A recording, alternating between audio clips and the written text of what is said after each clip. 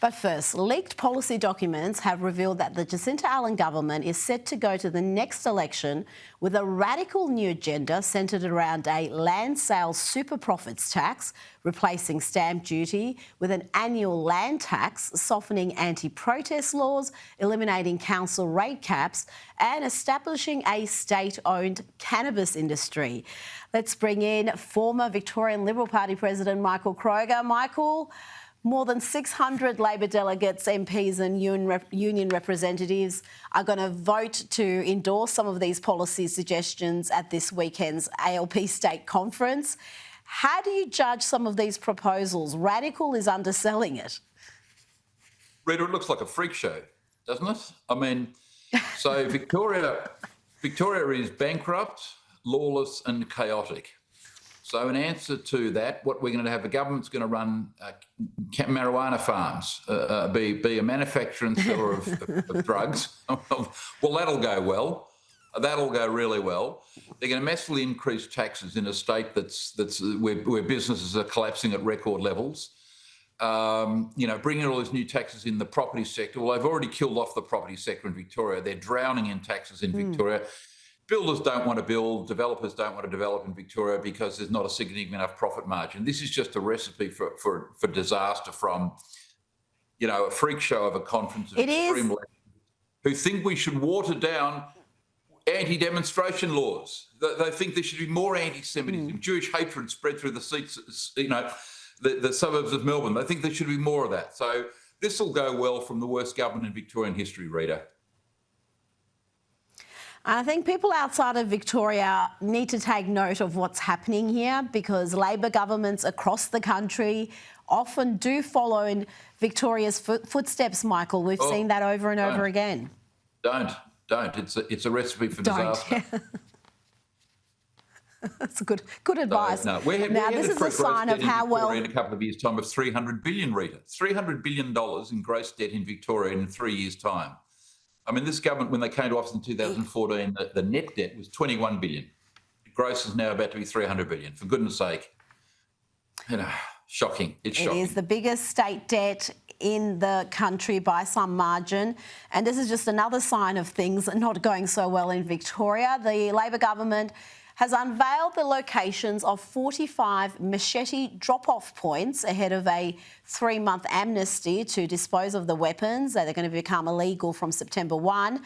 This comes as one of the state's top cops, Brett Curran, has asked the parents of machete-wielding children to find their weapons and dispose of them at these new bins that are going to be located across the state. Michael, did you ever think we would have official machete drop-off locations across Victoria?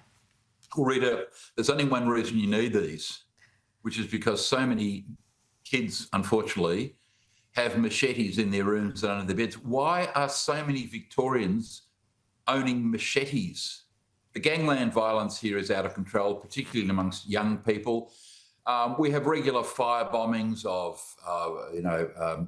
tobacco shops, a repair yard the other day, synagogues are firebombed, as we know, that disgusting firebombing of the Adas synagogue. We have machete attacks in shopping malls on a regular basis. Someone had their hand cut off the other day in a machete attack.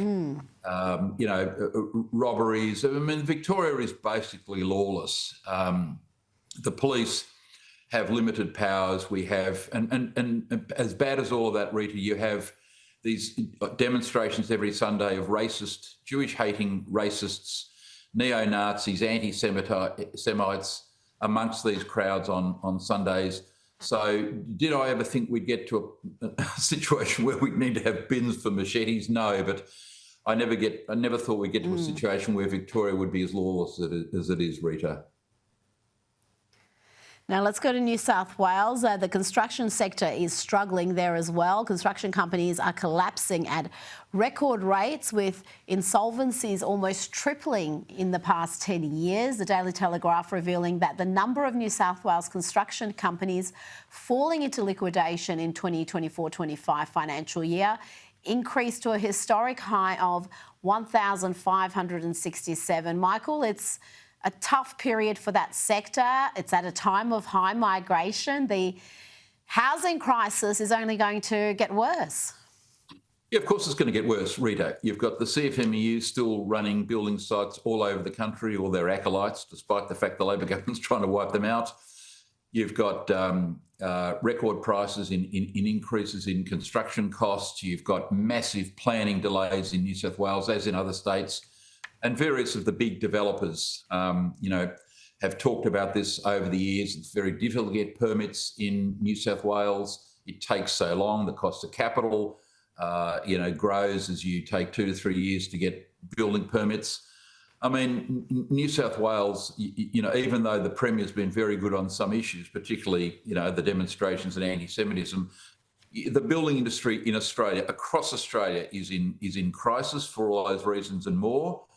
And until such time as something's done about the corruption on building sites, especially in New South Wales and Victoria, this crisis will continue to grow, Rita, at a time, as you say, where we need record housing development. We're just not getting it.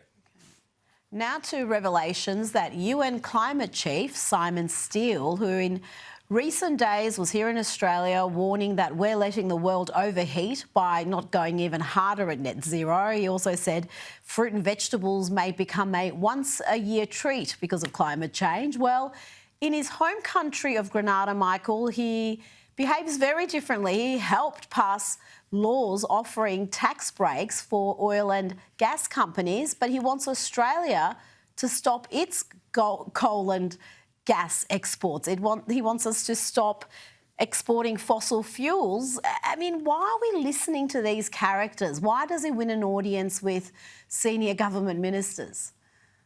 Because if you are from the UN, you're going to get an audience, and the news media are thirsty for public speakers of international standing, whether it's justified or not.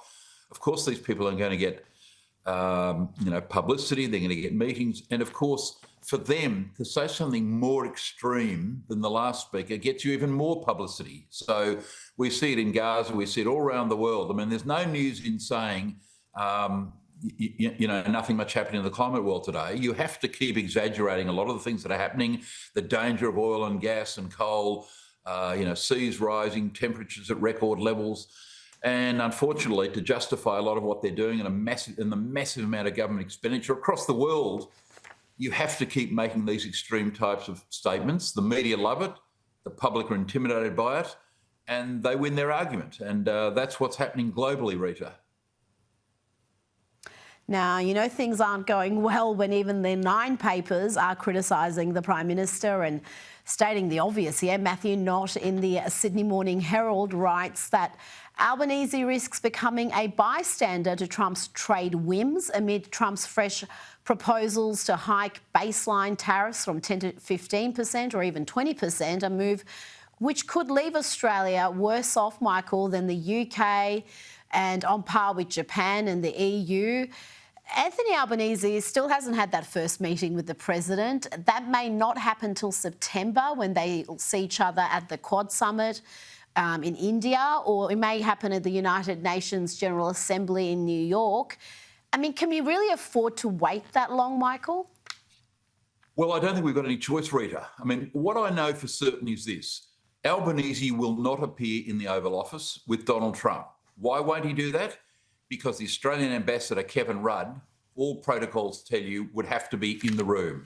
You cannot have, the Australian government will not allow Kevin Rudd to be in the same room as President Trump, given what Rudd has said about Trump publicly over the years. It would be potentially an explosion in humiliation, a lesson in humiliation. If JD Vance or Rubio says to Kevin Rudd in the meeting, aren't you the bloke that called President Trump here a threat to democracy, a crazy man, a village idiot? I mean, that meeting could explode into something a lot worse than the Zelensky moment.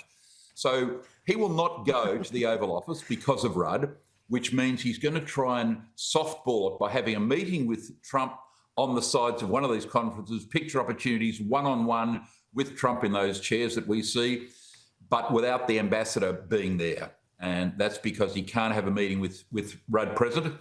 So we're going to have to wait till then, Rita, because there ain't no option.